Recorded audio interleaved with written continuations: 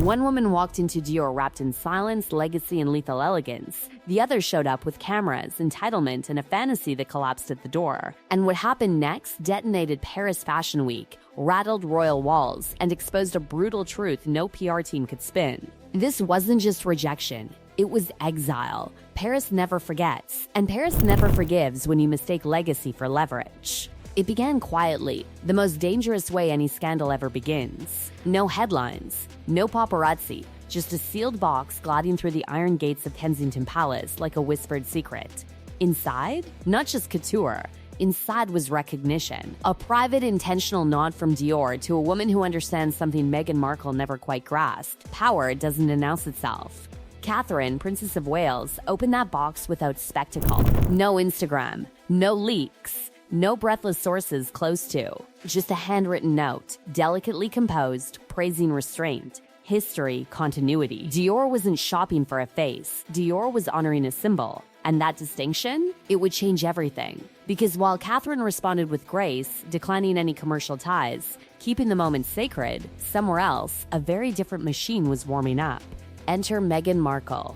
2 days later, same city, same fashion house, radically different energy. Meghan landed in Paris not like a guest, but like a Clermont, chauffeured arrival, stylist in tow, camera crew hovering just close enough to deny, just far enough to capture everything. Her team whispered private visit. Her posture screamed main character, and she walked toward Dior's doors as if they owed her entry. They didn't. Inside Dior, alarms were already ringing. Not literal ones, reputational ones. Executives had been warned, emails circulated, protocol tightened, there was no appointment, no invitation, no quiet understanding waiting upstairs. When Meghan requested a couture fitting, the air reportedly froze. No yelling, no scene. Just a soft, devastating sentence delivered with Parisian politeness and corporate finality. Madam, we have no appointment under that name. That was it. No fitting, no champagne, no mirror moment. Just rejection, clean, surgical, and absolute. And that's when things turned ugly. Because Meghan doesn't retreat. She refrains. Within hours, social media began mysteriously buzzing. Hashtags bloomed overnight like artificial flowers. Hashtag Meghan and Dior. Hashtag Legacy Reimagined. Hashtag Modern Royal Muse. Posts hinted at early-stage discussions, whispered collaborations, vague promises. The implication was clear. Dior wanted her, except they didn't. Investigators traced the posts. Digital fingerprints led back to agencies tied to Meghan's inner circle. Influencer accounts fired in unison. It wasn't organic excitement. It was manufactured reality. A parallel universe where rejection magically became negotiation. Dior watched, and then Dior struck. Not with drama, not with fury, but with silence so loud it echoed across every fashion desk in Europe. A single sentence, issued privately to select editors, no current or planned partnership exists with the Duchess of Sussex. In couture language, that wasn't clarification, that was execution. And suddenly, the contrast became impossible to ignore. Catherine had been gifted, quietly, because she never asked. Meghan demanded, loudly, and was turned away. One understood that titles come with boundaries. The other treated hers like a passport. Fashion insiders began whispering, then talking, then leaking. They revealed months of rejected proposals from Meghan's camp, pitches positioning her as the true heir to Princess Diana's fashion and cultural legacy. Mood boards, slogans. One phrase reportedly made executives recoil: legacy, rewritten, reclaimed. Reclaimed from whom? That question hung in the air like poison. One senior Dior executive allegedly snapped behind closed doors, "We dress legends. We don't manufacture them through controversy." And just like that, the verdict was sealed. But Meghan wasn't done. Shut out of Dior, she pivoted, appearing at Balenciaga without invitation. No official dressing, no designer greeting, no acknowledgement in show notes. She arrived styled to be seen, ivory coat, sculpted shoulders, camera-ready stillness. But the room didn't react. Editors didn't turn, designers didn't approach. Seats around her stayed conspicuously empty. In fashion, that silence is lethal. It means you don't matter enough to hate. One insider muttered from 3 rows back. She walked in like a headliner. No one looked up. And then came the moment that made Paris recoil. That night, Meghan's team filmed her driving through the Pont de l'Alma tunnel, the very place Princess Diana died. Coincidence? Paris didn't think so. French media erupted. Fashion houses recoiled.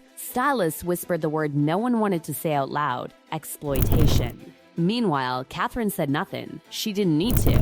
Photos emerged of her visiting a children's mental health exhibit, wearing British tailoring, old pieces, no logos screaming for attention, no Dior mention, no Meghan mention, just presence, just purpose. And the world noticed. Fashion blogs ran side-by-side images, one woman chasing visibility, one woman embodying stability. Dior's internal sentiment report spiked, positive reactions soaring across Europe and Asia, not because Catherine endorsed them, but because she didn't. Elegance had chosen restraint. By the end of the week, Meghan's name quietly appeared on a PR sensitivity list circulating among luxury houses. Invitations stalled. Emails cooled. Doors didn't slam, they simply stopped opening. And all of it traced back to one moment, one box, one refusal, one woman who understood that legacy is carried, not claimed. The Paris-fitting fiasco wasn't just a rejection, it was a warning. And the fallout? That was only beginning. What Meghan didn't realize, not then, not ever, is that the monarchy doesn't fight like celebrities do. It doesn't clap back, it doesn't leak tantrums, it doesn't chase the microphone. When the crown moves, it does so quietly, and by the time you feel it, the game is already over. Because while Meghan was still in Paris, still pretending the Dior door hadn't slammed in her face, something far colder was happening back in Britain. The palace was watching, and this time they weren't amused. For years, lines had been bent, then blurred, then danced over with carefully curated ambiguity. Meghan's titles, her optics, her habit of appearing royal without being royal, brands confused, audiences misled, institutions dragged into a personal branding experiment they never consented to. Dior wasn't the first warning. It was the last straw. Behind closed doors, senior aides gathered not to gossip, not to complain, but to define. And definition, in monarchy terms, is lethal. Because once something is defined, it can no longer be exploited. The question on the table was simple, brutal, unavoidable. When does personal ambition become institutional impersonation? And the answer came swiftly. A legal review. Quiet. Surgical. No names dropped publicly, but everyone knew who it was about. The Sussex title, its use, its repeated appearance in context dripping with commercial suggestion, the implication that Meghan spoke for something she had already walked away from. That illusion was about to be burned down. Then Catherine stepped in, not emotionally, not dramatically, but precisely where it would hurt the most. At a leadership panel, a journalist lobbed what sounded like a soft question. Comparisons. Optics. Misrepresentation. The kind of query most people dodge with a smile. Catherine didn't dodge. She paused. And then she said the sentence that froze the room. Titles are not licenses. They are obligations. No name, no accusation, no theatrics. But make no mistake, that was a line drawn in steel. Because in one breath, she reframed the entire conflict. This was no longer about jealousy, or fashion, or two women competing for relevance. This was about authority. And Meghan was standing on the wrong side of it. From that moment on, things moved fast, just not loudly. Clarifications appeared, statements reinforced, language sharpened. The crown began reminding the world, gently but unmistakably, that only working royals represent the institution. Only authorized figures speak with its weight. Only sanctioned roles carry its legitimacy.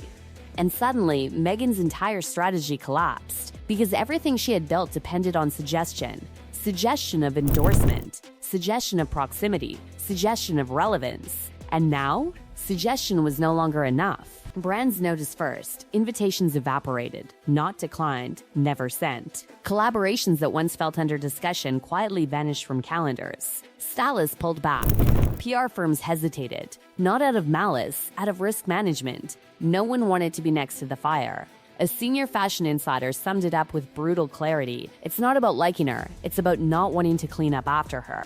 Then came Meghan's counterattack. Because when doors close, she doesn't retreat, she escalates. Her team began shopping a new concept. Bigger, bolder, more dangerous. A campaign that didn't just reference Princess Diana, it centered her. Iconic imagery, emotional language. A narrative positioning Meghan not as inspired by Diana, but as her continuation. Grace interrupted, legacy unfinished, the torch reclaimed. And that's when the world collectively inhaled. Because this time, it wasn't just tasteless, it was unforgivable. Leaks followed. Mood boards hit the press. Comparisons were explicit. Diana's life, pain, death, reframed as branding aesthetics. Meghan placed visually opposite Catherine in presentation decks, as if the two were rivals in a story Meghan had written herself. The backlash was immediate, violent in its restraint. Supporters flinched, editors recoiled. Even neutral observers whispered the word that ends careers: exploitative.